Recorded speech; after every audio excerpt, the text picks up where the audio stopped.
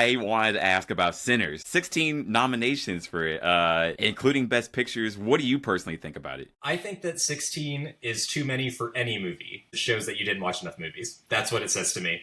Does it feel like the Academy has bias against animation studios in Japan? Yes, and I think for anime, they feel like, well, we gave Miyazaki one, and we've nominated him a couple of times since, and that's us doing that, and we don't have to worry about doing anything more than that. Do you think like Best Picture nominations like are indicative of like the best movies of the year, or No, absolutely no? not. Oh. I think that if you look at the law of large numbers, there are more really good Best Picture winners and good Best Picture nominees than we like to say in the moment. But each year when the list comes out, you're like, really this, blah, blah, blah. There are parameters that a movie has to kind of fall between for the most part to really be in contention. It can't be that much of a comedy, can't be that much of a genre, etc.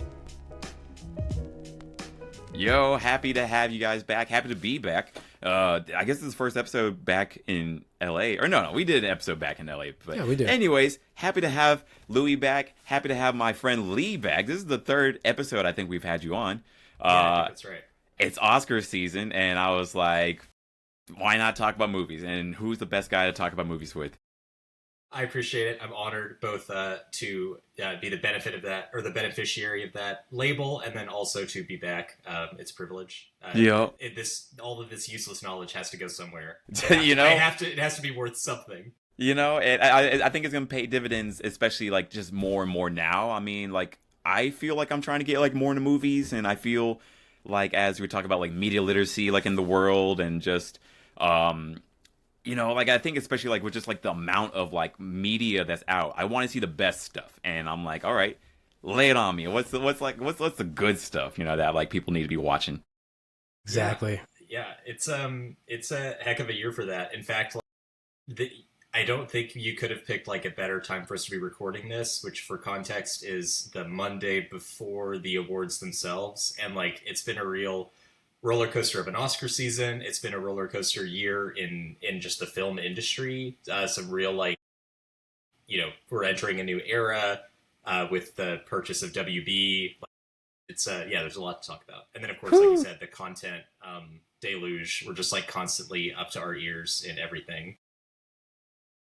Yeah, no, it's a crazy time. I mean, yeah, actually, I guess even like a little bit about the WB situation and Netflix and, you know, I guess like all these players. I guess like how do you feel about that? And also, do you watch movies in theaters still, or like are you like more like a homebody? I am a homebody, but I do still watch movies in theaters. In fact, I think if I didn't, I would be like back to pandemic level, not doing anything outside of the house. But I won't plug their, I won't give them free marketing, but there is a popular movie theater chain in my town of Austin that serves food and drinks, and they have a very attractive deal for just like a monthly subscription. And basically, I can go once a day, every day at 365. Really?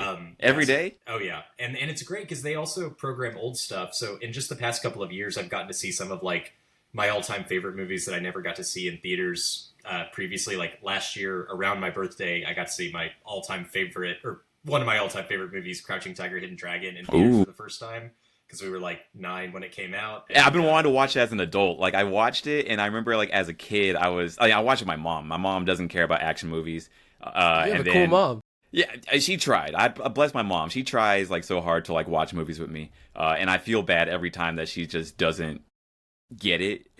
but yeah, I tried to watch it as a kid, and I just was like, what's going on? I expected a lot more. But I feel like I really want to watch it with an adult brain now. You will not be disappointed. I think it's still a masterpiece. It's actually like, I was going to say low key, but not even low key, just high key, like a real feminist movie. It's about what happens in a society when you put women in very strict roles and like the chafing that comes with that. And yeah, it's also just like I think it has the best fight sequence. There's one specific fight. All of them are great, but there's one specific fight in it that is between Michelle Yeoh and Ji Jung that is like the greatest fight scene in the history of movies to me. I've seen a lot. But I love you said that thing about, you know, your mom trying. I have very specific memories of my dad taking me to the movie theater to see Cowboy Bebop, the movie. And I'd only seen Whoa. like 2 episodes of the show too, because I didn't have cable, my grandma did, and so I watched like a few episodes. But I was like, I gotta go see this. And I mean, to this point, or to that point, I still have like I own the complete Cowboy Bebop on Blu-ray. I Nice. own it on. Yeah, but I say like hopefully digital. you fixed it since then, right? Yeah. Oh, yeah. Many times over. Yes, But good. like when it came out, it was again like Yeah. 2000 or 2003 or something like that. Man. But yeah, he was just like, I don't really know what this is, but my kid seems really into it. I'm just gonna shut up and smile. Hey, bless him for trying. I Yeah, mean, amen. my dad, Hell when he yeah. would take me to theaters, like he would definitely take us out of movies quite a few times. I remember Austin Powers, and I remember Malibu's Most Wanted taken out of the theaters because it was just too much. And I mean, it is what it is. Yeah. Well, I guess like jumping into it, I wanted to ask about Sinners. Sure. Yeah, 16 nominations for it, including Best Pictures. What do you personally think about it? I think that 16 is too many for any movie. And I mean that from the widest, most, classic straight up period piece, people in fancy dresses kind of movie to like the funnest, grungiest, out on the fringes kind of. I think 16 is too many for anything because it shows that you didn't watch enough movies. That's what it says to me. Mm. There's no movie that has ever been created that actually has one of the 5 best cinematography jobs of the year, and one of the 5 best scores of the year, and one of the 5 best editing jobs, so on and so forth. Having said that, it's a hell of a movie. Yeah. Yeah. And yeah. as a lover of going to the cinema, it's been really interesting when people have talked to me about it and been like, if they are kind of muted on it, like, I just didn't really get it, like why it was this good. The very first question I ask is, did you see it in theaters? And I have never had a single person who was middling on it who did not watch it at home. Yeah. Yeah. I can imagine that. Yeah, you definitely have to see it like in the big screen and hear it, like Yes. like how it's supposed to be heard. I would say. Did we watch it at home, or how did you watch it, God? I watched it in theaters twice. Oh, twice. Oh, Yeah. Oh, wow. Yeah, I saw it twice. I would have Honestly. seen Sinners in theaters a third time if I could. Honestly, like my personal score for it, I give it an 8 out of 10. Like I enjoyed it. I think it's super important for the culture. Love the music aspects for it. I didn't watch From Dusk Till Dawn, so like everyone's like oh, like it's like a sort of play off of that, like, and I think maybe that would have given me like a better score for it personally. But I do love like what it was for the culture. And for me, I think like I give it like a sort of 8 out of 10 because I wish, in my controversial opinion, I wish it was like either like a vampire movie or a juke joint 1920s peace period, like where like they could have sort of focused more on those aspects. But I did like what it was. But yeah, I guess okay. like what'd you think, Louis, yourself? Oh, man. Okay. This is the worst time to say it. This is probably one of the 3 of this list that we have that I have not seen. So Wow. that is still, I have to give my opinion later on, or else I can't really say anything on it at the moment. But I will say, though, 16 does seem like a lot. Like Yes. 16 nominations. That just seems like way overboard. And Yeah.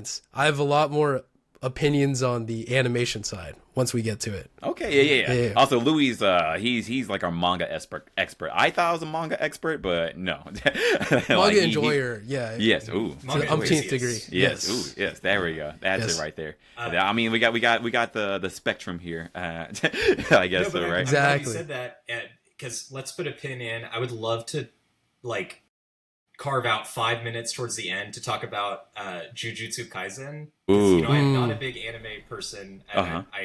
I read American comic books, but if I'm going to interface with this stuff on any level, it's most likely going to be through animation rather than reading. Even though I do love to read comics in any form. But I have so many positive things to say about it, and I'm sure they've all been said before. But like, again, having the venue, having the opportunity, and coming from someone who spends most of my time in the like live action film space, I just was I have a lot of positive things to say about it later. Yeah, absolutely. Definitely love to. I mean, just also even like a little crazy side note, like the sequel manga series just finished. Modulo, it just finished. I liked it, but we'll talk about that soon. Yeah, I was going to mention yeah, that too. okay. Yeah, manga Yeah. side. Yep. Yeah. Today. I mean, we got things for sure. So, I guess first let's go over each of the Best Picture nominations. Like, how many have you seen? And then we'd love to hear your thoughts on them. I am actually Louis. I think I'm on level with you. I think I've seen 7 out of 10. So let's see. We'll do our annual memory game. We've got Sinners. We've got One Battle After Another. We've got Hamnet. We've got Sentimental Value. F1. Train Dreams. The Secret Agent. Marty Supreme. I've got 2 slots left and I'm running out of steam. Oh God. You're doing really good. Like I'm looking at the I know. list. Yeah. What did I miss? Do you have it? Frankenstein and F1. Okay. Yeah. So No, really he said good. F1. Oh, you did say F1. Okay. Then what you? Oh, Begonia. Begonia. Okay. Yeah. So actually, yeah. I'm only at 6 out of 10. I have some cramming to do. Hey, oh I did a man, little but bit like better before it down the happens. ballot. Yeah, Woo! I've luckily they're all streaming serviced for the most part. So yeah, I did. I'm hoping to do Begonia on Wednesday. I'll probably do F1 after this because I have a feeling that, not to be rude, but it's not going to command all of my attention for a certain time. I just have a little bit of a hunch. Okay. And I guess like, what'd you like the most so far? Of the Best Picture nominees, my favorite by far was Sentimental Value, and it's very on brand for me. I mean, it's a Norwegian family drama, but that makes it sound like hella depressing, but I actually think it's really beautiful and really fun, and it deals with very real, very heavy topics with like the lightest touch possible. The quick description of it would be this man he's a filmmaker, and his daughter is a stage actress, and they have a really not great relationship. And he has this idea for this movie that he thinks will be his big comeback and that he really wants to make. And he wrote it for her. But the fact that he's been a shitty dad for the past, 35 years or whatever, it means that he can't get the actress he wants for the movie he wants to make. Oh. And it's so good. And at the end of the day, it's really a family that knows they have some things to talk about and they know what they need to say to each other, but they're all completely incapable of doing it. And it's really funny. It has some heartbreaking moments, but you don't leave feeling like just drained, Okay. Like Yeah. I felt, if not uplifted, hopeful, and like open. And again, it just like I watched it twice. It's really it just really hit me where I needed it to. That's good. Sentimental Value. That's what it's called. Yeah, Sentimental All right. Value. Cool. And Cool. it got its entire ensemble was nominated for acting awards, which made me really happy. They're not going to win. We'll get into that. Oh. Yeah. I guess. Yeah. Oh, what man. do you think will win? I think that One Battle After Another will win Best Picture. And I think Interesting. I'm still finalizing my kind of picks, but I think that One Battle will probably win like 6, and I think Sinners will probably win 5, and then we'll kind of go from there. But I think that the way the Academy votes now is they tend to pick their favorite thing as many places as they can, and then they pick their other favorite thing as many places as they can. And again, if I don't like one movie getting 16 noms, I don't love that way of voting. I'm a spread the wealth guy. Call me a commie. What are you going to do? But I think that on that note, both Sinners and One Battle After Another are really exceptional movies. And frankly, we can have a moving European family drama any year, and a movie like One Battle After Another does not come around often, and it certainly doesn't come around at the time that it did. Did y'all see that one? I saw it. I saw it pretty yeah. recently, and I have some opinions on it myself, actually.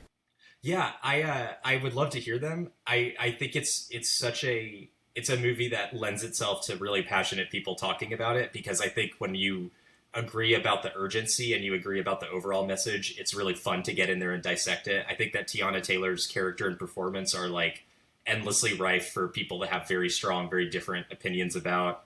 And then I think the irony of having Sean Penn, the like quintessential liberal, unhinged liberal boogeyman for like Boomer Right, play the ultimate like conservative of all time is so it's just delicious. It's it was great. very wild. Like I was like, wait, he played Milk. yeah, he did. And like I mean, I have been chewing on One Battle After Another for like a minute. Like I saw it after like hearing a lot of like talk about it, and like even just seeing like the movie poster for it, seeing Tiana Taylor with like a giant machine gun, just like, oh, that's pretty hardcore. And then I remember seeing like a clip of her like pregnant, just like, and I was like, oh, this looks hard.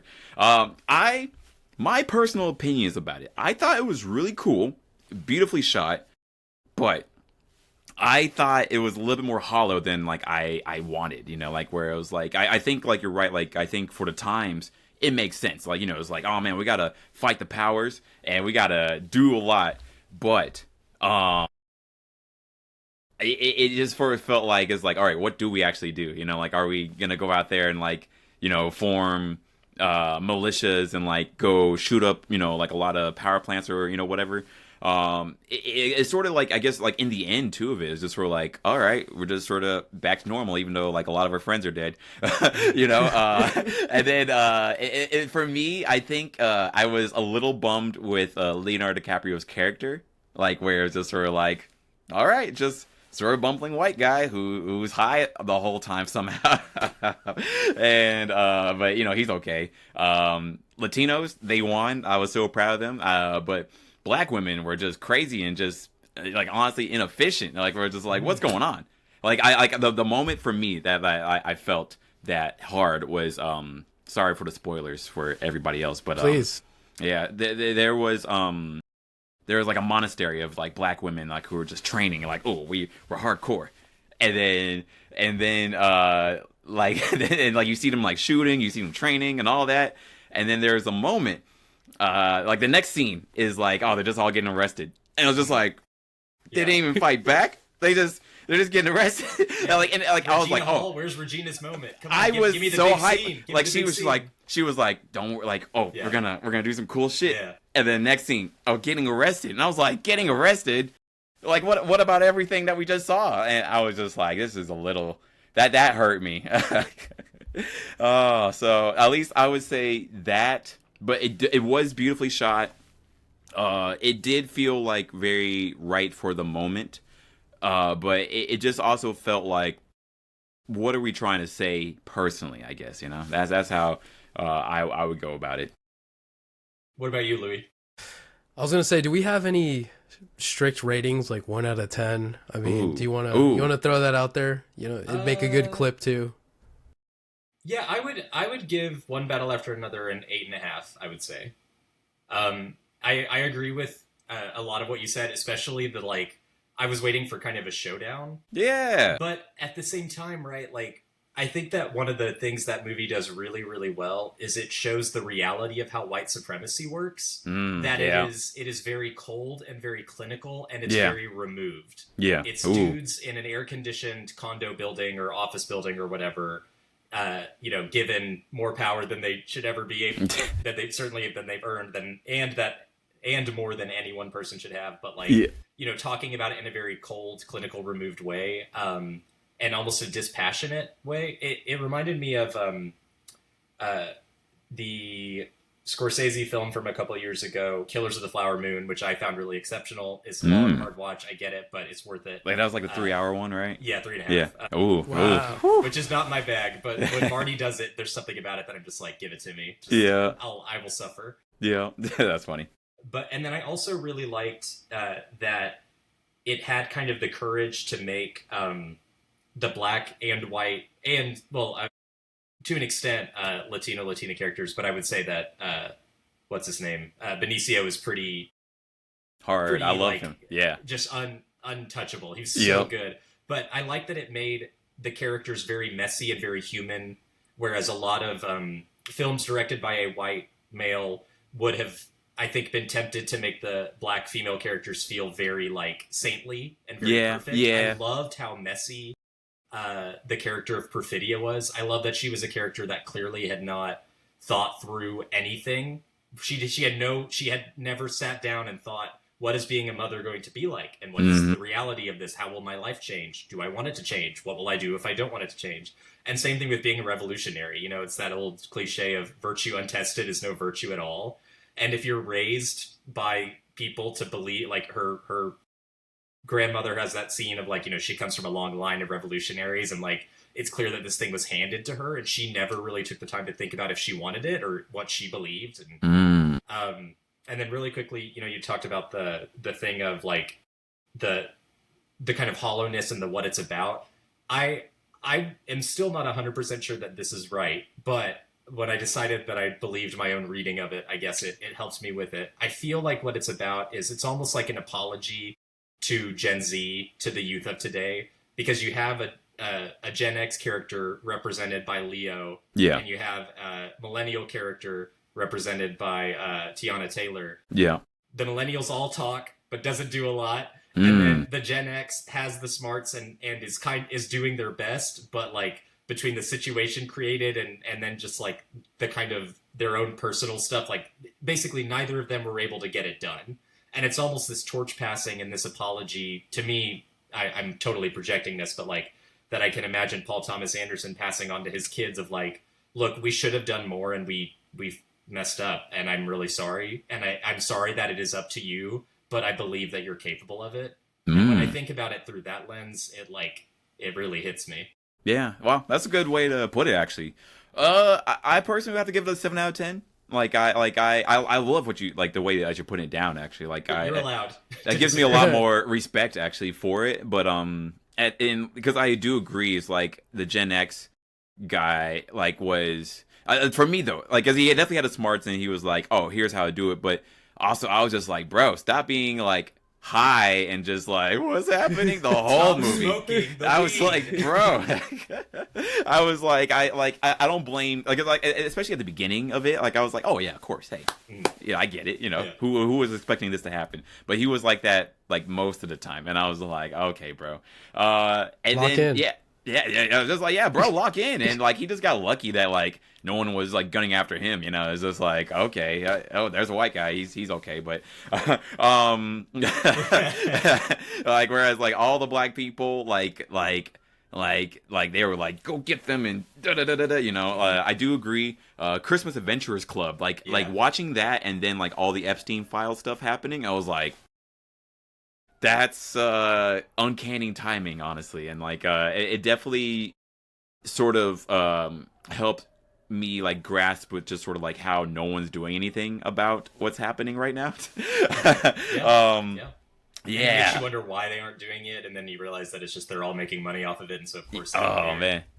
Yeah. Yeah, like yeah, that like it was good to watch the movie, especially like as like this sort of blatant white supremacy stuff is happening right now.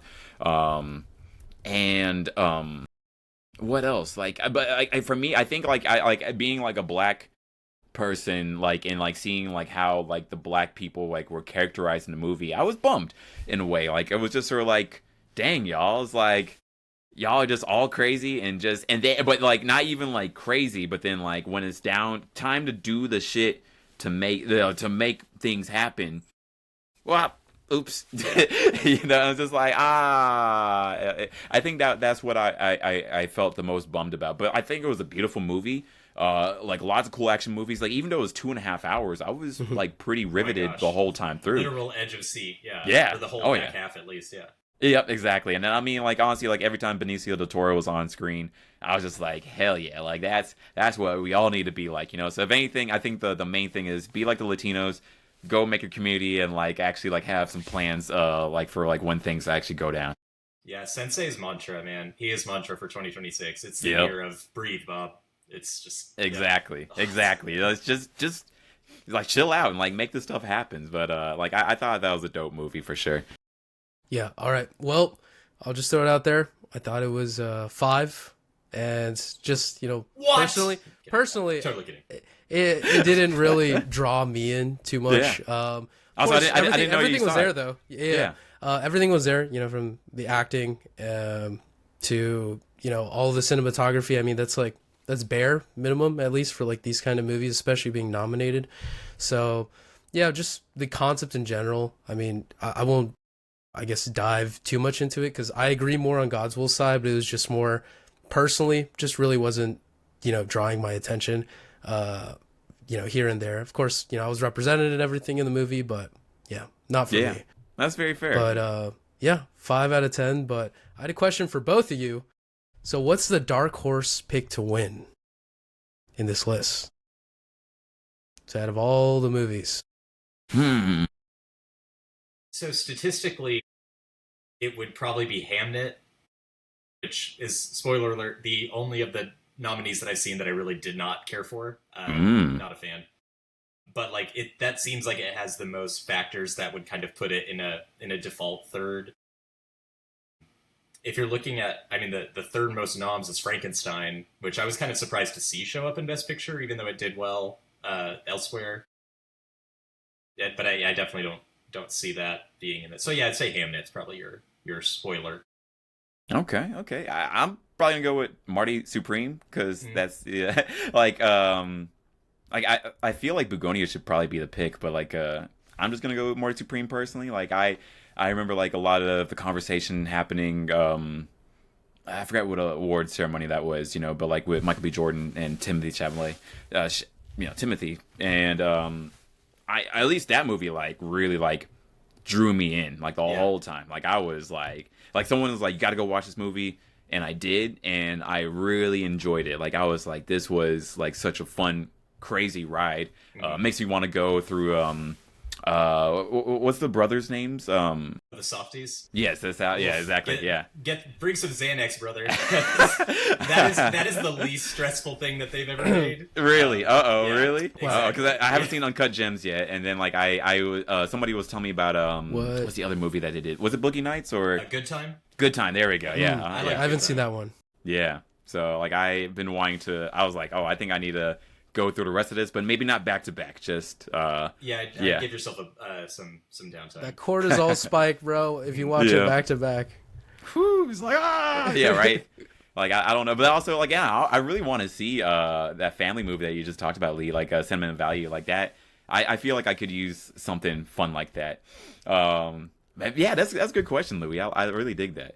I Yeah. guess like yeah. Now moving on, Best Actor, Lee. Tell us your thoughts on that. This is a juicy one, man. I'm a big Michael B. Jordan fan. Have been for a long time, since Friday Night Lights, baby. I am Wow. a white liberal, but I've not watched The Wire. But I'm aware that white liberals love The Wire, and so I will eventually get to it. But Yeah, I know yeah. that was his first thing. But like, he'll always be Vince from Friday Night Lights for me to an extent. But I can't believe this is his first nom. It's about freaking time, and it's really cool to see him and Ryan Coogler having this moment of Yeah, that very moment. overdue recognition together. Yeah. Because they have been cooking since minute one with Fruitvale Station, which a lot of people sadly missed. It came out in 2012. It was Ryan Coogler's first feature. Fun fact, like a lot of people don't know this, I guess, about Ryan Coogler, but he was a graduate of the Sundance Lab, which is you send in a student film, and if you win this prize, you get to be part of this kind of filmmaking cohort. Like you get to take classes from filmmakers, and then you get to make a movie. And the movie he made after graduating from that program was Fruitvale Station. Mm. Like, again, from the fact that they've been together making bangers since then, this Sinners being such a banger, just yeah, it makes me really happy. It is between him and Chalamet, and Chalamet seems to have done a lot of stuff. I'm a big fan of his as well. Truly, he's making it very hard to root for him lately. What do you do? On Friday, this thing got posted where he was doing an interview with McConaughey, and it should have been just like a pure bonus thing for him to put a bow on his Oscar. But he took this random pot shot at like making art forms that people don't care about or watch anymore, quote unquote, like ballet and opera. And like, I'm not a ballet person. I do like to go to the opera, but it's not like that's something that I expect to be, that's not something I have a delusion about being a popular art form. And also I do it maybe once every 3 years or something. But it was just kind of like, you're kind of the fine arts dude, and that's a really good vibe that you have. Like, it's a good lane that you occupy. Yeah. And I don't understand who you think you're speaking to or appealing to by being like, yeah, fuck the opera. Anyway, and so that just happened, but it's interesting. There's been kind of a vibe in the air, at least to me, all year, or at least the past 6 months or so, of like, can't we find a reason to give this to somebody else? Yeah. And I think part of that is making the mistake of telling someone in this world that you want something, because God forbid we're honest about being ambitious. But I also think that he's done a lot to come off as unlikable on the press tour of Marty Supreme. Talking about the actual performances, I think that both of them are great. Neither of them would be my pick for Best Actor, but my pick was nominated in Supporting Actor, and we may get to that. So Okay. it's fine. It's all moot. I'll be happy if either of them wins. Okay. I'm going Okay. with Chalamet because I don't think there was enough time between Michael B. Jordan's huge win last Sunday and then voting for the Oscars closing on Thursday night for it to Oh. make a difference. but I don't think it would be the most shocking thing in the world to pick Michael B. Jordan and for him to win. Okay. Long answer. I dig that. Also, I liked Marty Supreme. I don't need to go into it, but I thought it was really fun. I haven't thought about it a ton since I saw it, but I did like it quite a bit. Oh man, yeah, like I personally loved it myself. I'm sort of mixed on Michael B. Jordan personally. Like I would like for him to win this, but yeah, I probably have to go with Timothy Chalamet personally. You know, it's like I think like he blew out the water with Marty Supreme. You know, like the movie was pretty much just him. You know, like I would like personally Michael B. Jordan for the moment and like for the culture and just like everything that's been going on. And I would be very happy like if he won. But like if I had to choose personally, I would go with Timothy.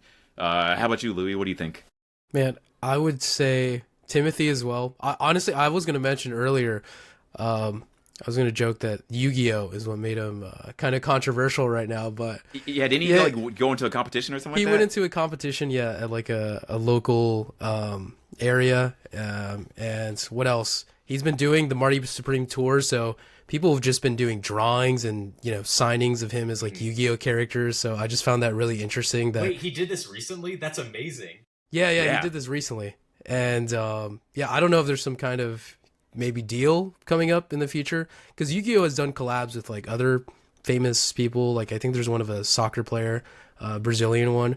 Wow. But yeah, he's been in the limelight. But I mean, I liked his work in Marty Supreme, and I wish I could say something about Michael B. Jordan and Sinners, but like I said, I didn't see it.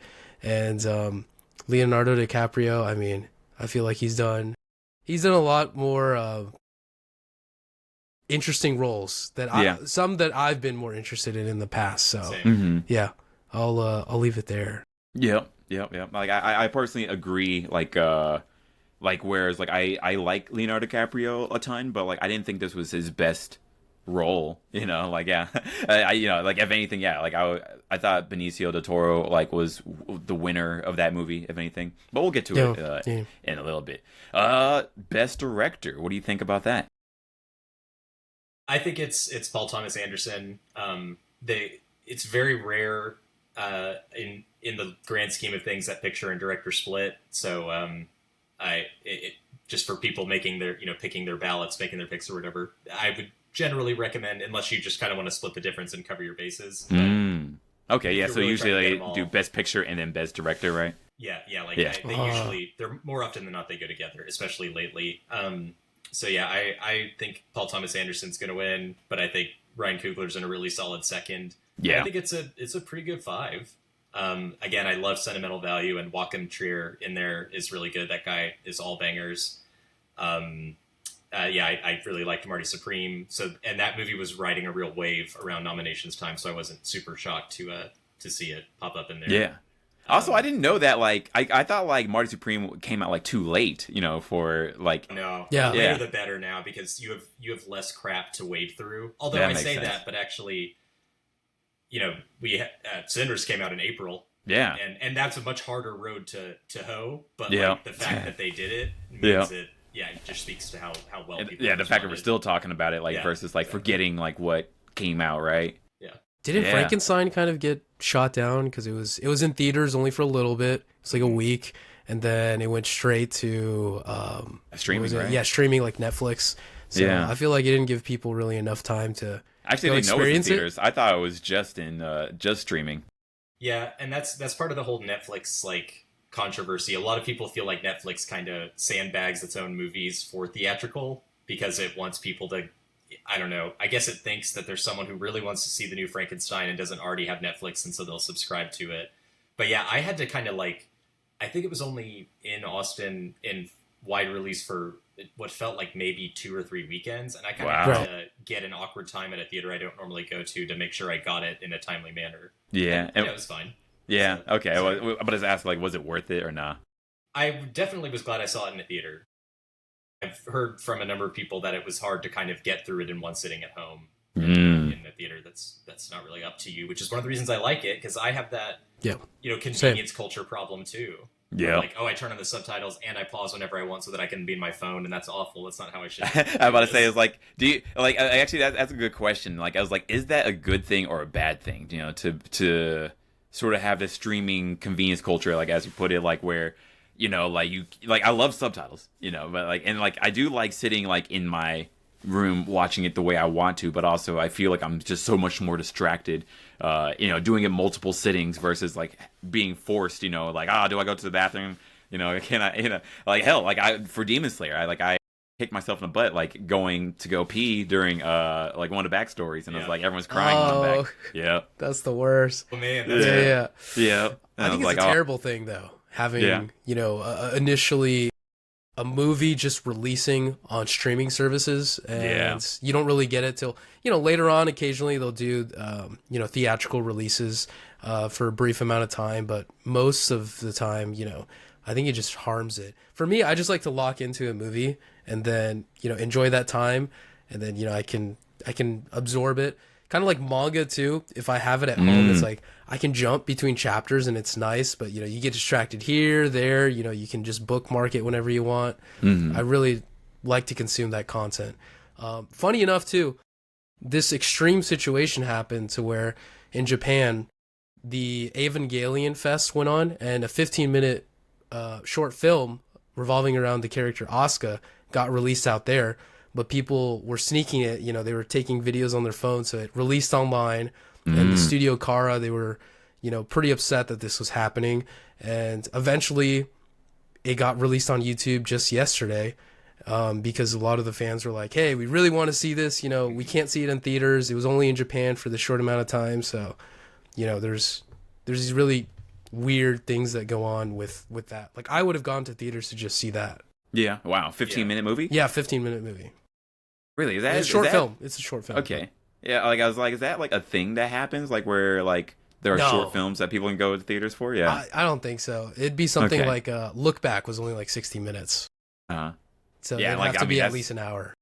Yeah. Wow. Yeah, I think you'd need to find like a couple of things collected together. Like I've never done it actually, but they do at art house theaters throughout the world. I guess like they'll do the Oscar nominated shorts as a 2.5-hour package. So they'll do all the animated shorts, they'll do all the documentary, and they'll do all the live action. Okay.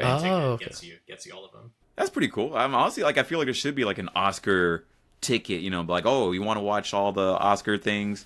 Here's the schedule, I guess, for that or something like that. But I don't know. Like they did that about a decade ago because I used to go to Regal theaters a lot, and they had like an Oscar season pass essentially, where they would have like a couple of screens dedicated at each of their theaters that were just showing all the Best Picture nominees on a rotation, and you could just if you had your pass, you could get a ticket to that movie. That's a cool concept, actually. And I don't know if it's. I mean, maybe some of them still do, but and then some will just kind of do their targeted re-releases here and there. But like, yeah, it's tough, and it that feeling, as someone who can be a bit of a homebody, can tend a bit towards the depressive end of things. Like, I have so many instances in the past couple of years of like, oh, I don't really feel like it and I don't want to go. And then I'm like, oh, well, I'll never get to see that movie in theaters again. And that's a real bummer. Yeah. Yeah. And I guess like something else that pops up in mind is like, do you think like Best Picture nominations like are indicative of like the best movies of the year, or no? Absolutely not. Okay. Absolutely not. Okay. I think that if you look at the law of large numbers, there are more really good Best Picture winners and good Best Picture nominees than we like to say in the moment. But each year when the list comes out, you're like, really, this, blah, blah, blah. And on the whole, it definitely still hews to a certain...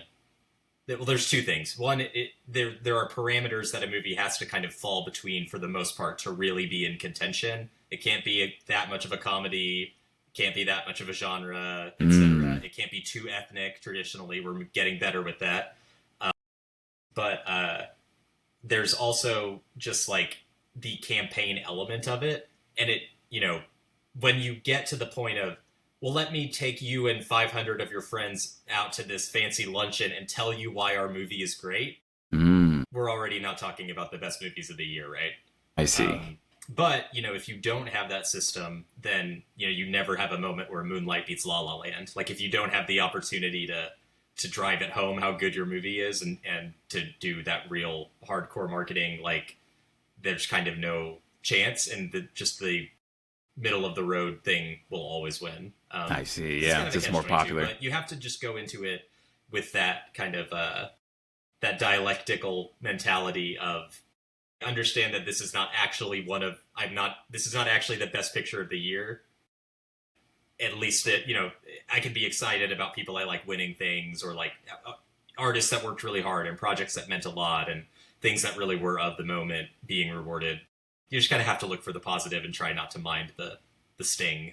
Yeah, yeah. Dang, that's a good point though. Like I just wasn't aware of like how it was, and like I'm like, oh man, I need to watch more Best Picture nominations so I can be like cultured, in a way, and like and to like know like what movies I really need to go for. Also, I was gonna mention, is that a Criterion Collection T-shirt? It is. Yeah, I didn't know it was okay. going to be on stream, as it were. But yeah, That was Perfect. very something fitting. filmy. Very fitting. Yeah, I'm Yeah, like, I was is like, that that's just perfect. a And regular they just C? announced Sentimental Value is going to be one of their summer releases. So Hey, I already okay. pre-ordered it. Okay. I was like, I need to look it up. Like, where can I watch it right now? Actually. It may not be free anywhere. I just went ahead and bought it on iTunes, and then Yeah. Criterion announced that the next week, and I was like, damn it, come on, man. Yeah. Yeah, I might just go ahead and purchase it in a little bit myself. Actually, after this, Were you gonna We'll lock in the see. tickets? perhaps. Okay. It Okay. was Watch it even- on stream. Yeah, I was like, I see it's on YouTube right now, and then also even in some theaters are still showing it too. Actually, so interesting. Yeah, it's a really good year, and if we're looking at like if let's say we talked about picture and director and actor. Well, if we go over to actress, that one's a little challenging for me because, again, I mentioned I didn't like Hamnet, and the only thing we really know for sure that's going to happen on Sunday is that the lead actress from Hamnet's going to win Best Actress. But she's really good in the movie, and she's really good in general, so I'll live. Okay, it's not like it's a bad movie. Like, Yeah, absolutely. What was that It movie wasn't for last me. year? What was that last movie last year that we talked about that like was super controversial? Man, now I can't even remember. Yeah, I know. It's probably for the best. Like I remember, like I had a trans person, like it was Mexican, right? Oh my gosh, Emilia Perez. Yeah. There we go. Yeah, and like Oh, that was that the one one. that like people were talking about, right? Like, did that win anything last year? It won 2, but it was nominated for like 13. Yeah. So it only winning 2 it was a pretty strong rebuke, I think. But yeah, Okay. it won like original song and international. Those were the only 2. Okay, that makes me feel a little better. I was like, because I remember that. I think that was like the part like that started like dispelling like what I had thought originally. Like, oh, these Best Picture must be the Best Picture. But yeah, like you were like, no, like Yeah, and I don't think there's any like real stinkers this year. Like F1 is a very dad choice of movie to vote for Best Picture, but it's from what I understand, it's not like a poorly made movie by any means. yeah. So yeah, there's no like real just turds in the mix. Okay. At least thus far. Like I said, I still have a few to watch, but Yeah. the ones I have left, I have a feeling I know how I'm going to respond to. Okay. Like, and then like also I guess since we're all a bunch of nerds here, animation, right? Oh, right Yeah. on. I'm sorry, I don't know that I've seen any of these, but I want y'all to pop off and tell me all because I still got to make my picks. So tell me what I should pick. All right. For one of them, we have Little Amelia, or the characters of Rain. And then Rain? another It's the Rain. Frenchest yeah. title for a movie I've ever heard. Yeah. The other one is Arco. And then we have Elio. I think you saw that, Godswill. Okay, yeah, I saw that. Yeah, I saw it on a plane. Zootopia 2. And then Okay. we have K-pop Demon Hunters. Mm. I feel like I'm just gonna lock that one in, right? I feel like Yeah. that's the Yeah. W. Okay. Yeah. Honestly, like I feel that one has to win with just like everything has happened. And like I'm happy for it. Like like hell, even my Korean roommates were like, yeah, it's mid. And I thought they would be like, yeah, hell yeah, but yeah, like I'm happy that the kids like it. I'm happy the girls like it. I'm happy that like it taught more people where Korea is in the map. Like is an understatement. You don't know how many K-pop Demon Hunter parties that I've had to attend for my little word? sister. Yeah. Oh yeah. All of her little friends, they have something going on with that. Wow. So yeah, it's a huge property. Okay, I'm happy for them. Like, I keep saying I think it would be a better TV show than like a movie. Right? That Yeah, that it's just just makes like, the most sense. but I think they didn't have like a maybe they didn't have hope in it. I don't know, whatever. But I'm happy for them. Yeah, because I believe initially, what was it? Sony was just gonna release it on their platform or whatever it was, and then Netflix, they took the chance with it. It was some other competing platform, and yeah, they just picked it up, and it happened to be gold, or you could say Right. platinum. Yeah. Yeah. Yeah, they Hey. probably just had like a gap in their programming for like, oh, we need a kid's release on a Friday morning for this chunk of time, and then Boom. they got a Boom. really good one. Yeah. Yeah, thing But blew all the that, way but up. that's the same thing. I mean, it's not the exact same thing as Sinners, obviously, but like the same energy you want of like to have those water cooler things, or even Yeah. the Wuthering Heights adaptation that came out on Valentine's Day. Like, I don't think it was even that interesting of a movie to have the level of controversy, but it was so fun to come into my office on a Monday and have people talking about, oh my gosh, did you see this movie? And I'm like, oh my, is it the 90s again? I'm so happy. Yeah, I sort of missed that actually. Like Yeah. where people like did like come around like these sort of tentpole moments. Like I definitely feel like in the anime world like we have that still, luckily. But like in general is like what are then again I don't know what people are talking about. I don't see people too often to be honest. Yeah. Since I work at home. Well, the monoculture is just kind of a fake thing now. I mean, it was Yeah. always a fake thing, but it's even faker now because everything is so, personally tailored. But you mentioned it a couple times, and I would love to hear both of y'all's perspective. Like, tell me about what the just unbelievable success of the Demon Slayer movie in Bro, theaters. I was and gonna in bring that up. general, what it means. Like, I just give me the lowdown. I've seen about a season and a half of the show. Boy. I liked it. I just never finish anything. It's too close to a commitment, and I'm too committed to it. Yeah. But I did really. It was very much up my alley. I like anything with like a superpower combat system, and then when I Yep. saw just the box office records and stuff, I was like really blown away. Oh, man. I mean, Um, go well, ahead. go Louis. quickly. I'll let you start. Okay, Yeah. so rating for K-pop Demon Hunters, just real Ooh. quick. Ooh. Okay, I think that was an 8. I was pleasantly surprised, and that's 8 all I out have of to 10. say. Yeah, Wow. it was catchy. We've cracked 5 on the Yeah. Louis scale. I know, Oh, right? there you go. Yeah. Tough critic. I was gonna be like I was like, man, maybe I'm being a little bit too mean with K-pop Demon Hunter. I was gonna give it a 6, and because like for me it's like I like Turning Red. I liked like I'm like yeah, girl power and all that stuff, but I thought it was like too many things, and also for me, I was like the music was good, but I was like, you guys just said this is demon music. I don't know how Fire. like I think like at least I was just sort of like okay like I'm not gonna, and also for me like I'm just not a big K-pop head, like I want to be, but like I don't know what it is about K-pop, it just doesn't like tickle me like the way like I like I'm open to it, but it just doesn't like hit me like how I would hope it would, like I love J-pop and J-rock, I got my Korean roommates, like straight from Korea. But I'm like it just doesn't do anything for me. So, but I am happy like the culture is like, yeah, this is amazing. It's getting pushed out there. Yep. Yeah, and like every time I think about that song Golden, like, I'm just like, man, I can't. I the fact that like she is hitting those high notes. I don't know how she's doing that, but and like it blows me away. But like it's sort of like the Frozen song, Let It Go at this point. Yeah, it does actually feel like that. I'm glad you brought that up. It kind of feels like a Frozen 2 or a Frozen in general, where this animation just came out of nowhere, and then it's Take aimed over towards with the kids. You just hear it. It's in the limelight. Yeah, I expected to kind of get annoyed by listening to the soundtrack. Initially I was kind of cringing a little bit, but after the 100th time listening to Golden, it's actually catchy. It's actually catchy. Maybe that I need to like hang out with like more kids.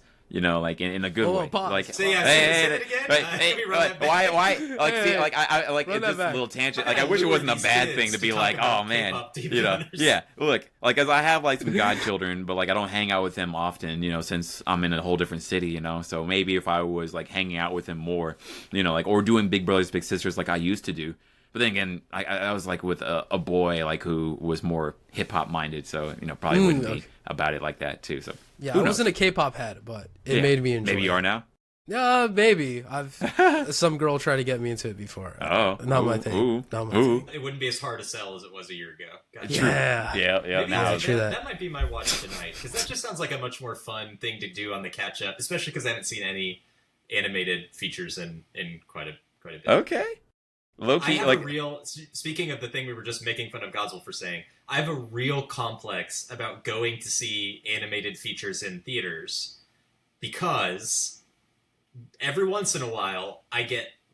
I'm a. Well, there's going to be a video, but I'm a white male with glasses. I like to wear a Mets cap. I have facial hair, and I also like to see movies in the middle of the day a lot if I can get away with it. Not so much anymore, and not during weekdays, but I love like a 11:30 on a Saturday kind of thing. And if you see a cartoon, an animated feature, as a dude by yourself at one of those, I don't know. It makes me worry that people think I'm creeping. No, And, you'd be surprised. Now, if you threw in like you coming in a trench coat or something, then I'd give you a look. But yeah, right. Change I've the seen Mets. other people. I have like nieces, nephews, and then little brother and sister. But when I see people going in there to see those movies, I don't really think much of it. It's like, oh, this person, they're just going to enjoy the cinema, or they heard something about it. So Exactly. That's how I feel these days too. Like I feel like the tone has changed so much, and also like I feel like there's so many like banger critical movies, animated movies. Like I like one movie actually, like as you're saying that, like I want to watch 100 meters. that's Like, fantastic. That's the I've track had that on one? my list. Yeah, it's a track. I heard that was really good. Yeah, like I've been wanting to watch that. It's been on my list, and I'm like, maybe I'll make that actually happen tonight. Because I was like, let me finish like an anime series, and then I'll watch that. I've been wanting to watch Let me do Blue the Giant. 600 episode show real quick, and then I'll Yeah, get to it. and I caught up. Yeah, right. I just finished To Be Hero X, and I loved it. And also, like, I feel like anime is just like so much more poppin'. I'm glad that like anime is in theaters. Back to like Demon Slayer. Like I'm really happy like that broke a lot of records. Same with Chainsaw Man. Top 10 box office hit. Got some stats. Luckily for us, 735 million globally. Beat every superhero movie film that year. So I think that's amazing. Yeah, seriously. Like I like even like internally, like I am pretty sure like Crunchyroll, Aniplex like wasn't like expecting it to do what it did. And it showed like, yeah, these movies can do, like, even though like it's a little crazy, like after like Dragon Ball, Broly, what else, like Demon Slayer the first time, Mugen Train, like right after back of COVID, like that's actually like what broke COVID for I think a lot of folks too, like going to theaters and like checking out something, and then like also like even like anime movies, like anime premieres, I would say, like their first 2-3 episodes, showing that there's like a format for that, like a sort of public format of let's watch anime together, y'all. And even though it's just the first 3 episodes of an upcoming season that's gonna happen like in a few weeks to like a month, people like are sort of hungry for like doing something like that. And then I mean Demon Slayer itself, the movie, it was dope. It was beautiful. It was like, wow, this is like what like we want our resources going to, Did you get it? You didn't get to see it though. Yeah, you said like only a season and a half. So, hopefully you get to check it out. Yeah, possibly. Yeah, it's on the to-do list. Yeah, cool. Yeah, I was gonna say, Lee, it is worth it for the animation if you're really into that aspect. If not, I would say that second half, we can't lie, it wasn't that good. Like, or maybe the last third of the movie. Yeah. Where we go into that backstory and it's like 40 minutes. It's like probably 35 minutes. Because I would say the second half was the stronger part. Or at least because like the first half to me felt like it could have been just TV. It should have been TV. It could have been TV. That's true. But the backstory, oh man, it didn't feel unnecessary. But maybe it's one of the times where cutting edges and cutting some of the fluff out could have been there. Yeah. Because that's what I would say for this particular movie. It felt like an anime season stitched together and like is going to be like unfurled for TV eventually. versus like, oh, this is a theatrical showing, and you know, like there's supposed to be two other theatrical movies coming out for it, within the franchise. So I hope that's something that they'll learn, but at the same time, maybe not because this made so much money. And yeah, but we'll also see what happens, right? Well, Yeah, it probably started a trend. okay. Oh, go on ahead, Yeah. Lee. No, I was just gonna say, unfortunately, like admittedly, I have a very passing interaction with anime and manga as a whole. But like, I feel like if there's one thing we can count on those industries to do, it's not learn. It's not. Yeah. It's to progress as little as possible, as slowly as possible. Yeah, do the And safe thing, get the money, right? Exactly. Yeah. stick with what's familiar. Stick to the stuff you know. Yeah. So we'll see what happens, though. I will say, like, I'm happy that caught so much attention and like showed that like anime is something not to be ignored. You know, like I think like like the trend has been going upwards, especially since the pandemic. But like the showcase, like, oh, this is also is sort of crazy to me. Is like this is a family movie, even though it's about like killing demons, like in a pretty graphic, gory way. Like beheading them, and these demons are brutal themselves. But it's crazy that like, I mean, I love it. I am always like, hey, let's push it a little bit more. That sounds also a little bad, but like let's like because I think about like how I grew up. It's like I'm glad that like I got to grow up with like Toonami action shows, right? Yeah. I don't want the kids to lose that. I like that, like, and also I'm glad that like sort of like families are just like, yeah, we love this. We love Attack on Titan, and we love Demon Slayer, and we love these sort of brutal shows. Honestly, like, if you don't think of it as just like cartoons, it's like, oh, this is pretty brutal and graphic, But hey, let's go for it. Yeah, and I mean to like stitch all this stuff together, like I'll do a Demon Slayer. I can see the thread. It's right there. Isn't that what he says? Something about I can see the final thread, and then he kills the demon. But yeah, that Like does happen. At the Yeah, beginning. I was like, they don't do that anymore, huh? Yeah. No more thread cutting anymore, huh? That's I've killed my own momentum, but I think like this. I think in a way it kind of represents all of the things that we've talked about, because the much more mainstream popularization of anime, and also the destigmatization of that as an interest. I think a big part of that comes from how much more comfortable we are in America watching things with subtitles, because of watching, having this monolith or this massive amount of streaming content from which to choose. And, my parents aren't anime people, but when that show Lupin came out with Omar Sy, it's like a French crime thriller thing, they were, binging that show, even though it was Wow. in French with subtitles or whatever, and they were like looking for something on a Tuesday night. And then you also have like, okay, nerddom is no longer a lame thing. Nerddom just means that you're into something and you have a lot of interest in it. And then you have like, okay, I may be more open to trying new things or getting into something that I would have always assumed I wasn't into. And then you also have the thing we haven't really talked about with the theatrical experience, which is it's not just that you can't pause, you can't be on, or shouldn't be on your phone. You really have to Shouldn't lock be. in, like Louis said, but it's a shared experience, right? When the reason Sinners played so well in a theater wasn't just because of the technical stuff, but it's because you're experiencing it as a group. And, you're having that moment all together, 200 people or whatever, when you figure out what kind of movie it is. And you're like that 8-minute musical sequence at the center of that movie, like you're watching a concert together. And then you also are going out into the lobby after, and you have that energy in the air, and people are like digesting what they've just seen, and maybe strangers are talking to each other because somebody hears somebody say something and it's like, oh my God, I was just thinking that. I was just telling my wife that, whatever it is. Mm-hmm. I saw a movie on Sunday it's one of the international feature nominees, and it was one of the most intense experiences I've ever had in a movie theater, but I would never have gotten through it at home. Like, and because not only was I having so many WTF moments, but at one point a woman a couple seats down from me literally shouted what Like the actually fuck said it at out the top loud. of her Yeah. voice. Wow. Yeah.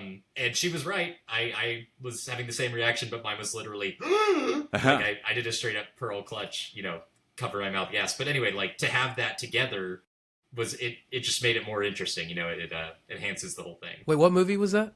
It's called Sirat, Sirat. It was Spain's foreign language or international feature submission this year. It's about a man whose daughter has gone missing in Morocco after a rave, and he's going through in this like rave subculture in the deserts of Morocco and Mauritania trying to find her. But it was just a lot heavier than I Oh, ever wow. Wow. anticipated. I'm about to say like heavy, like in a sort of good way, or it sounds like not, huh? I won't spoil it on here, but I will tell you Okay. what happened because I don't know that I would recommend that you see it necessarily. But Okay, you'll yeah, I'm about to understand say- why it was such. I was a writing it WTF. down too. Yeah, I was Well, like, actually, is I it can- worth? then I'm happy to hold because I like people to make their own stuff or draw their own conclusions, have their own opinions, all that stuff. And I've had enough experiences over the years when one time somebody texted me as I was going into a movie. It's like, what are you doing? And I said, oh, I'm about to go see this movie. And he goes, oh, don't bother. I saw it last night. It sucked so much. And I was Wow. just like, dude, now all I'm Dude. going to think about is he right? Is he wrong? I'm not Yeah. actually having my, drawing my own. Did you see it conclusions. still? Oh, yeah. I mean, I already Did you did. like it? Oh, Did you agree with him or no? I did not agree with him, but I didn't know for a while if it was because I only kind of disagreed, but then I was like, this guy tried to ruin this for me or whatever. Like, this wasn't terrible, screw you, blah, blah, blah. Like, I Yeah. actually loved it. Or Uh-huh. I didn't love it.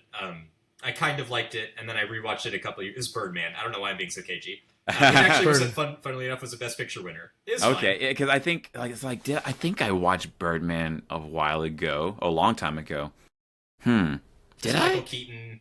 Yeah. They try to make it look like it's all one shot, but they do Yeah. kind of a sloppy job with it. Because Yeah. there's like a 20-second static shot of a door, and they're like, I wonder where we hid the cut to make this look like it's all one thing. It could have been the 10 seconds that was just on a door. That's hilarious. Anyway, Yeah. yeah, it was That's fun. funny. Yeah, no, that's a good point. Also, like I do feel a way. I think when people try to not control, like sort of push the way I'm thinking about a movie, like it sucks. I try not to be so like when I say like what I think about it, not to be like so like hardcore about like what I think about it, but then also I don't know. Like I think also I want to be a little bit more harder about like how I feel about things these days.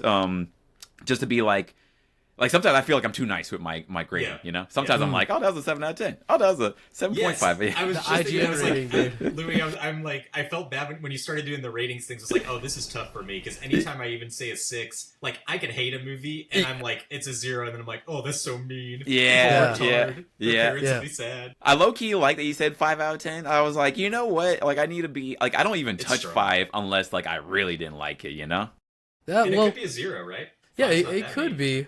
I would still, for my rating system, it would have to have at least a bare minimum of, you could watch it, in terms of like, the cinematography was there, audio, was solid, acting, could have been solid, but then the additional elements was like, well, this part of the story had issues, I didn't enjoy this, that and the other. It's kind of like the cherry on top, like the toppings. Yeah. So that's how I feel about, 5 and up. Someone Oh, go ahead. Yeah, go ahead. Oh, I was going to say, like, I mentioned that I really didn't care for Hamnet. Mhm. And that one is a good example of this, of like, if I'm like grading it as it, or like reviewing it or looking at it from a filmmaking aspect, like it is brilliantly made. Like the director had a very clear idea. She did a great job realizing that idea, but I did not like the kind of perspective of it, like the core, like perspective it takes on its subject matter. I mean, and then I also hated how it made me feel. Oh, And it yeah. was just like, yeah, so like if it was, if we're talking about it as like a work of film, Yeah. maybe I'll watch it in a couple of years and be like, oh, I was just not having the best day for it. Like I was Yeah. very open to that when I had that thought when I was seeing it, and I'm Okay. open to that. And that's happening fair. down the line. I think like even like having that mindset is good, sort of shows maturity. Because we don't think about like what's our personal, like what's our mental state, and also I guess like either it's the way the world's going or like what the movie's saying about the world. Maybe like it changes. in ways like, you know, sometimes watching a movie from the 1990s, I guess, right, or like a, you know, maybe 1970s, and it's just like, ooh, you know, like it feels like really wild, you know, maybe watching it today. But then again, timeless movies are timeless, right? So yeah, I guess like I'm trying to be like more hard, you know, about like how I critique movies, so that way, like, I guess like people can trust it, you know, like I'm not just being like a nice guy that's just like, oh yeah, this is great, and then like, you know, maybe like I'm hoping like companies will like, yeah, invite me to your next premiere because I'm a nice guy, you Yeah. know? That's tricky. Yeah. 'Cause Yeah. You don't, how do you weigh? I mean, we've talked about this with video game journalists, right? How do you weigh being a real journalist with the very legitimate threat of, well, there's a chance that I'll just lose access because I'll Yeah. find someone who will just give everything an 8 out of 10. Yeah, yeah, you know, but I guess I also like, yeah, I think I just gotta stay true to myself in a way, you know, Yeah. like for example, like the hardest anime movie that like I rated, which is also funny, like she was like one of our first, like we had the lead actress. Oh, this one. Yeah, I know, like of Oh, Belle, man. the movie After Belle. you like roasted her ass on Twitter. Yeah, I did. Yeah, like, and it wasn't even her. Like, I roasted, you know, Yeah, like, just the but movie. it was definitely Just the the movie. movie. Yeah, like, and she was great. She was super nice girl. Like, I'm rooting for her. But the movie itself, and maybe I need to watch it again. But like, because like I'm such a big fan of Hosoda's other works, like and also because like how similar Belle was to like the other works, I would say like I gave that like a 4 out of 10, like where I was just sort of mad in the theater, just like, man, what is going on? You know, like this movie is doing this, and it's, I you know. remember you were screaming at Kylie McNeil, Yeah. dude. You were just I cursing felt her bad. out. And I Yeah. was just like, I'm sorry, lady. Like we brought That didn't the happen. lead actress You, on. like, you need to answer for this movie? No, No, I'm luckily- joking. I'm joking. Yeah, yeah. No, okay, no, we were okay. nice. Yeah, We were yeah, nice. We were nice. Yeah. Yeah, we were nice, but I was telling her, I was like, yeah, I didn't like this movie, and it's like, and like also I didn't see a dub. I think I saw it subbed. So, but like, you know, like great acting, the singing was great in it, but I was just sort of like, yeah, like I just gotta be for real. It's like this movie was not my jam. Yeah. But And yeah, I wanted to, maybe we could wrap this up with this topic, but does it feel like the Academy has a bias against, animation studios in Japan versus like the Western animations? Yes, but I would zoom it out even more with like a quick anecdote that I promise relates to this. So my number one movie of last year was a Korean movie called No Other Choice. Highly recommend. It was really funny. No Other just really Choice. great Okay. anti-capitalist satire. let me put that on my list. Yeah. And it got completely shut out.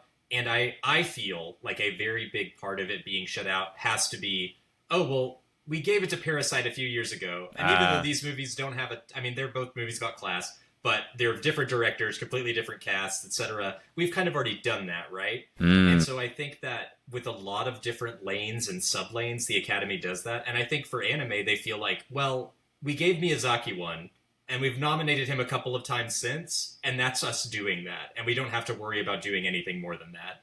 And I think obviously that's so reductive. He is a master, but that is my hunch of what I would say as to why. But I would say yes, they do have a bias against it.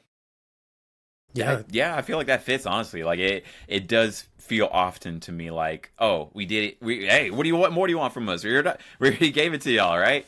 So Yeah, I mean, Halle Berry, first woman of color to win the lead actress Oscar You want another in one? 2001, and then we're like, oh yeah, we did that, and then we had to wait until Michelle Yeoh 3 years ago, Right. for a second. it's like, That's insane. Yeah. Because I feel like Look Back, man, that was around the right time, right? Like Look Back. I don't know if you've seen it, Lee. Potentially by I think you Tatsuki would like that Fujimoto. one. Yeah, Yeah, it's yeah, Chainsaw Man like creator, like did like very heartwarming. Like called Look make Back? yeah, Look look back. Yeah, I think it's on Amazon too. Yeah, it's on Amazon. It's a short story. I mean, it's a 60-minute film. Possibly, maybe, because it was 60 minutes. I don't know if that categorizes it under maybe Man. like a short film. But even then, though, it had like a theatrical release and had a bunch of praise. I mean, it was going, side by side with, wasn't it with Demon Slayer? No, No. It was, what was the other one that came out at the time? But it was going side by side with another anime giant that Mhm. was going on. So Yeah, like I Wait, do remember. Before, wouldn't this have been Bird and the Heron? Or Oh Boy yes, Darren, rather. yes. Oh, that's Boy- Which yeah, I yeah. hated, by the way. Thank you. Yeah, like Yeah, I I, heard like, that wasn't good. and I was That being nice with my movie score with that sucked. one too. Yeah, I was like, it's Miyazaki's last movie, so you know. But yeah, like I was just like this movie, and I'm glad you say that too, because everyone is like, oh, you know, whatever, you know, it's nice, it was good, and I was just like, it wasn't even. Let me not go on other people's opinions. Yeah. I personally didn't like it myself either.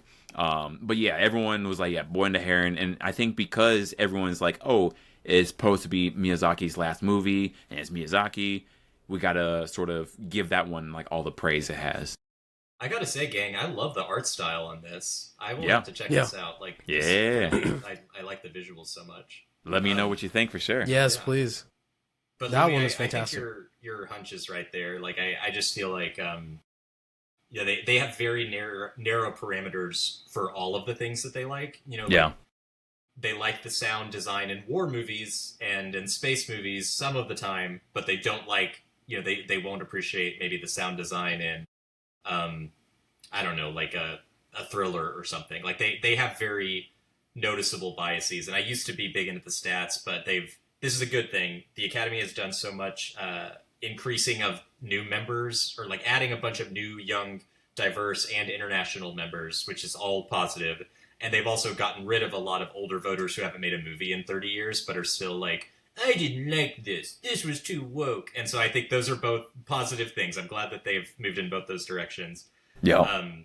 But it's thrown out a lot of the stats that I've spent years honing and learning what they mean, and like being able to factor that in. And the last couple of years were really brutal predicting years for me. And so it's like I have to come to terms with the fact that Getting old. yeah, exactly. Thank you. Yes, I am getting old, but also more relevantly that it just doesn't matter that, you know, 9 times out of 10 picture and director don't split if in the last, you know, whatever years, like they're more willing to do it. You know, like it's just a different world. Hopefully it changes up then in the near future. I want to leave one more last thing because it is, you know, Miku Day. It is, you know, her day out in Japan, and they're doing a bunch of stuff. Oh, look at us no wearing way, colors. do you I have didn't even it know on? that. No, Oh, I'm the just wearing colors. colors. Oh, Yeah, JoJo's. no. Yeah. Oh, I mean, right on. JoJo, but like, Even I mean, Lee has I feel like I'm wearing, like a like the light turquoise going blue. on. Yeah, Oh, right. I'm the only Hatsune one. Miku? Hatsune Miku. Yeah. Okay. Yes. That's funny. I didn't realize that. Yeah, she even had a film, the Miku Who Can't Sing. That one also didn't get nominated or even talked Oh about. no. That Was it good? Yeah, that one was great. Not the singing. Yeah, Ah. right. That one got That's funny. snubbed for sure. Yeah, I feel like I feel like I haven't heard anyone talk about that. Maybe I'm not nerd likely, enough. Yeah, it probably didn't get the push that it deserved. You know, something like Look Back or like a Chainsaw Man movie. You know, Demon Slayer, because it's kind of ranked a little lower compared to other ones. But yeah, I was just really surprised. I didn't hear anyone talk about that one. Well, now I got more movies to watch, I guess, huh? I know, more for the Yeah. viewer. It Yeah. never ends. Yeah, I know. It's constant. I keep saying this to everyone that will listen to me.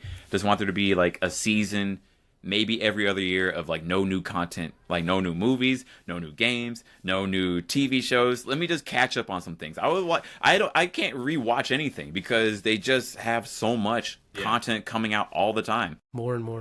I'll give you my 2 hacks for this. One of which I think I've shared before, and then the other, which is not unique to me, but I have started doing. So one is I try to watch. So like I'm never going to get through the backlog of movies. There will always be so many great movies I haven't seen, especially the further back we go and the further away from the United States we go. Oh But no. if I watch one movie a week that I haven't seen before, not counting seeing something in theaters, like watching something on Criterion or watching one of the DVDs I have that I bought and never watched or whatever it may be, that is a win to me. That's chipping away at it. That's doing my part and not sweating the rest. I like that. And then the other thing is I wiped out in the fall all of my subscription, like every single streaming service. I got rid of all of them. Oh. And now I'm doing a thing where I only have it activated if I'm actively using it, and I only activate it for a specific thing. And even then, I think, are there other things that I'm actually going to need to watch? Or could I just rent this movie for $3.99, even though technically it's free on Netflix, but I don't need to do the $17.99? And I will say this. Until reactivating Netflix on Sunday this past week to watch the actor awards, I got by completely on the Criterion Channel streaming service, which I get it's pretentious, and I'm doing way too much about Hell yeah. but whatever. I think it's worth it. We already are. It's- Again, as yeah. Gonzo pointed out, I'm so old. I might as well commit to who I am. But also, just like beyond that, I just used free services like Pluto and Tubi. Like I watched a ton of Murder She Wrote because it was free on Tubi. Watched a ton of Bar Rescue on Pluto because they have a channel that shows Bar Rescue 24 hours a day. And there are very few days when it's like, Nice. when I don't think, I could watch a little bit of Bar Rescue. Okay. Honestly, that's a cool concept. I like the idea of maybe like reactivating. And I'm also like, I guess at this point, I'm just sort of barring a lot of people. I mean, I'm not doing that. I support, but It takes analysis paralysis is real. If Yes. you have too many choices, it's impossible to pick anything. And I just think there's great power in taking away those choices from yourself, and like it forces you to get away from that mindless I need something to watch and like what do I want to watch? It's a different question. I like that. Okay, you're putting me on some new game. I appreciate that. Lee, it is an absolute pleasure to have you. Like I feel a lot better going into this award night in this coming weekend. So thank you so much for your time, and it's always good talking to you. Definitely got to bring was you on great. a lot more. Thank you, Yeah, Lee. yeah. Yeah, Louis, it's a pleasure to meet you. Thank you so much for having me. Happy to come back anytime, and I'm definitely going to report back on Look Back, and I think I will do K-pop Demon Hunters tonight. I think it sounds Okay. pretty fun. Yeah, definitely. Please text me like when you do that. I'm gonna definitely put on watch No Other Choice. Yeah, No Other Choice. Also, might as well do that with my roommates because like it's definitely something that sounds like a good time. And then I guess Louis, what's your homework? Oh, you know what? I want to see, what was the movie that you said, the international, was it Sarat? Sarat. Oh, Yeah. Sarat. okay, Okay, yeah. I I wanna definitely check want to that hear one your out. opinion on that. R.A.T., yeah. Yeah. Ooh. And I mean, that's pretty much it. I mean, just watch more anime, guys. Just I'm trying to push the culture, so just do that and read manga. That's a good point. Yeah, also I'm reading Die Dark, Louis. I'll let you know. I'm not super far in it, but like I really am enjoying it. Same. I was stuck in the place because we told each other to do like some homework, so Yeah. he had to He's read the supposed to series. play You gotta extra- have an accountability partner. Exactly. You do. Wait, what was Yes. yours, Lee? Ooh. My homework? Yeah. Well, I'm gonna watch. Well, I have a lot of homework to do. I've got to watch K-pop Demon Hunters now. I've got to watch Yeah. F1. I got to watch Begonia. I got to watch Train Dreams. Whew. Oh yeah, but, you're doing all that this I've got week. Just So enough nights. good luck to you. But I will. Let's see. My homework will be. I do need to actually finish Jujutsu Kaisen. I got Oh, not do you? hung up, but I finished season 2, and it was just such a emotional dick punch. Okay, yeah, that's it was fair. great. Okay. It was absolutely brilliant. Okay, I'm about to say, I was like, you love didn't the like show so season much. 2, but yeah, But no, it was I just- love it was season. heavy, and then I was like, okay, well, I need to watch this prequel movie thing, the Zero movie. But then I'm like, oh, it's an hour 40, and even though I would watch 6 episodes in a row, and that's longer than that, an hour 40 is too long. I hate that mindset that I have with like TV shows and movies, like where I'm like, A this is two-parter at 90 the wrong moment minutes. can kill you. Can absolutely kill you. Oh, yeah. I know. But dude, I guess do you also are you on social media? Are you public like that or no? Not anymore, man. Okay, that's probably for the best. I would like to. I've been meaning to set up a Substack for a year now, but because I miss having some form of interaction. I'm on Letterboxd. I don't even know my. I'll send it to you so you can put it in the show notes. Boom. Sounds good. But I don't ever do my Letterboxd reviews because I'm Oh, always like no. three stars out of 5 because I think it's too me. No. Oh, Yeah. man. Oh no. Okay. But Well, anyway, we'll have you yeah, back on. I'll We'll get have you back something. on the show sometimes too. Well, there It's should always be a an pleasure having after you. one where you guys discuss, all of the, nominations that did happen. You know what I mean? Ooh. Or if it was correct. Yeah. So Yeah. maybe It was one a correct after the show prediction. happens. Yeah. I'd be down. Okay. Cool. Yeah. I definitely will bring you back then. All right. Yep. Dope. All Well, right, Demand guys. it, listeners. Fight for me. I know, right? Well, it's always a joy having you guys on, and also everyone that listened through. Let us know what your picks are. Let us know what you've watched. What should be a nomination? What should win? Love to hear your opinions, and also if we got our opinions right and our ratings right. As always, y'all, stay dope, y'all. Peace.